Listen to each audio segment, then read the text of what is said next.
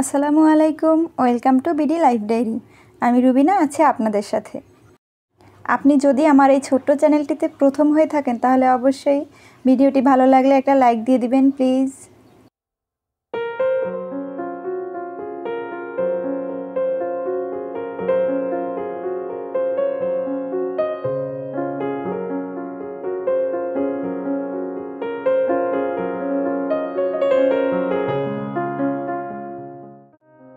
সকালবেলার নাস্তার জন্য আমি রুটি বানিয়ে নিচ্ছি।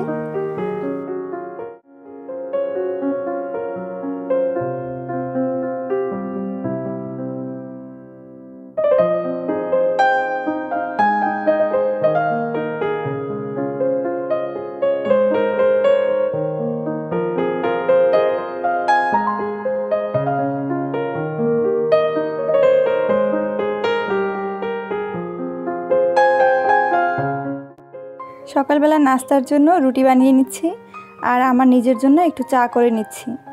আর রুটি খাবো কিন্তু গতকালকে তরকারি থেকে গেছে, তো ওটা দিয়ে খেয়ে নিব আজকে আমরা। তো সকালবেলার বেশ কিছু সময় পার করার পরে আমি দুপুরের আয়োজনে চলে এসেছি। তো এর জন্য আমি এখন মুরগি রান্না করব। তো একে একে সবগুলো উপকরণ দিয়ে নিচ্ছি। দারচিনি, এলাচ, তেজপাতা, রসুন আর কিছু পেঁয়াজ দিয়ে আমি একটু কষিয়ে নিব। আমি জানি আমার আপুরা সবাই অনেক ভালোই রান্না করতে পারেন, তাও যেহেতু ব্লগিং করি একটু একটু তো শেয়ার করতে হবেই, তাই একটু সামান্যভাবে শেয়ার করে দিচ্ছি। আর এই যে আমি এখন দিয়ে দিয়েছি আদা পেস্ট আর জিরা পেস্ট। আদা জিরাটা দেওয়ার পরে যেহেতু এটা কাঁচা, তো কাঁচা গন্ধটা যাওয়ার জন্য ভালোভাবে কষিয়ে নিতে হবে, তাহলে কিন্তু আর কাঁচা গন্ধের যে একটা থাকে ওটা আর থাকবে না। তো এখন আমি একটু সামান্য পানি দিয়ে কষিয়ে নিয়েছি। এখন আমি গুঁড়া মশলা যেগুলো হয় ওগুলো দিয়ে দিব।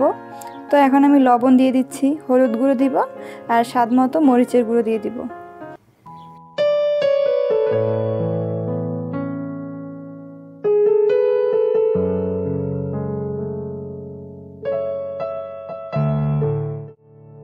তো সব মশলাগুলো কিছুক্ষণ কষিয়ে নেওয়ার পরে আমি মুরগি মাংসটা দিয়ে দিচ্ছি। এটা হচ্ছে কক মুরগি, তো ডিম দেখে কিন্তু বুঝতেও পারছেন ব্রয়লারে তো ডিম হবে না।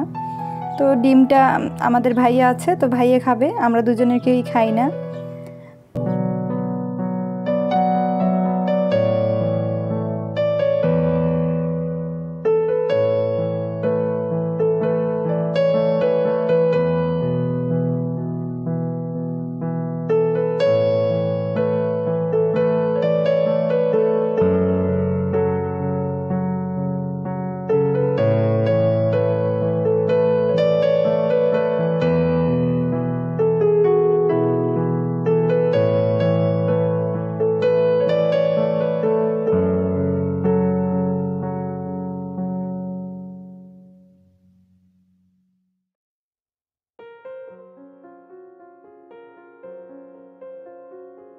আজকে যে ডাল রান্নাটা আপনাদের সাথে শেয়ার করছি, এটা কিন্তু আমি একটা ব্লগার আপুর কাছ থেকেই শিখেছি। আপুটা আমার অনেক প্রিয়।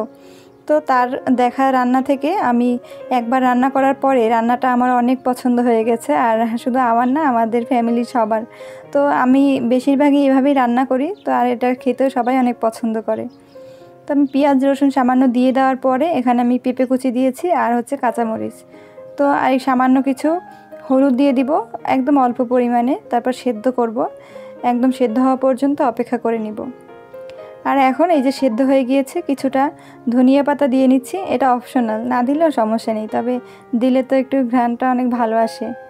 আর এবার একটু ঘুটে নিচ্ছি আমি, যেহেতু পেঁপেটা একদম আস্তে আস্তে থাকে, সেদ্ধ হওয়ার পরে একটু হাত দিয়ে আলগা হাতে চাপ দিলে কিন্তু গলে যাবে।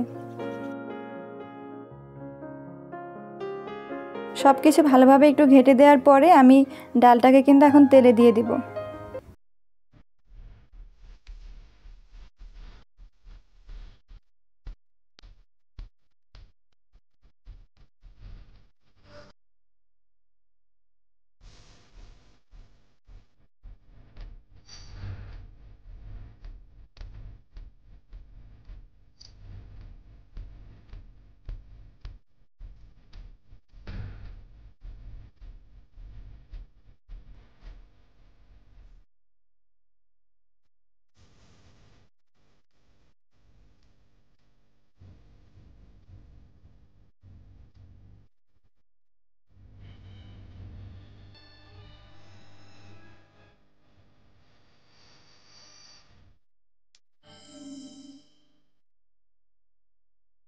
আজকে কিন্তু আপনাদের সাথে আমি একটা হেয়ার প্যাক শেয়ার করব।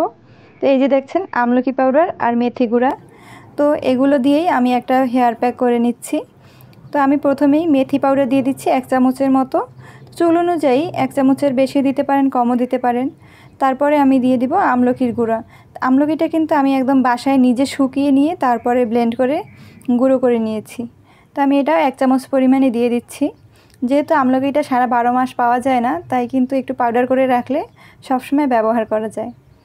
আর এই পর্যায়ে আমি একটু অ্যালোভেরার জেল দিয়ে দিচ্ছি চামচ খানেকের মতো। আর আপনাদের কাছে যদি তাজা যে অ্যালোভেরার পাতাটা থেকে জেলটা বের হয় ওটা যদি থাকে তাহলে তো আরও ভালো, তবে আমার কাছে আপাতত ওটা নেই, সেজন্য প্যাকেটটাই দিয়ে দিচ্ছি। আর এখানে আমি আলমন্ড অয়েল দিব আর হচ্ছে ক্যাস্টর অয়েল দিব।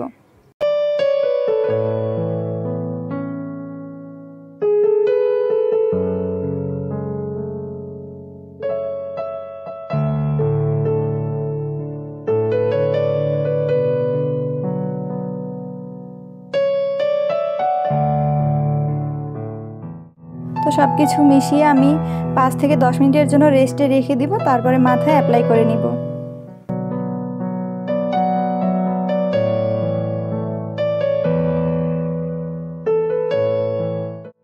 হেয়ার প্যাকটা কিন্তু অ্যাপ্লাই করার পরে আমি এই ঘন্টা থেকে আধা ঘন্টা এভাবে অপেক্ষা করব, তারপরে আমি ওয়াশ করে নিব শ্যাম্পু দিয়ে।